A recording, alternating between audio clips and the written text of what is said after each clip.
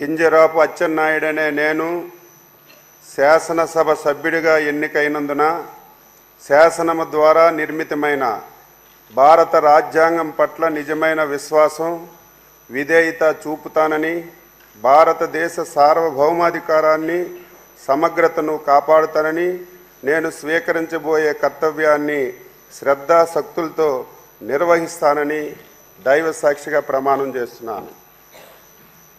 ఆంధ్రప్రదేశ్ శాసనసభ సభ్యుడినైన కింజరాపు అచ్చెన్నాయుడనే నేను సభా నియమాలకు కట్టుబడి ఉంటానని, వాటిని అనుసరిస్తానని, సభా మర్యాదలను పాటిస్తానని, సాంప్రదాయాలను గౌరవిస్తానని దైవ సాక్షిగా ప్రమాణం చేస్తున్నాను.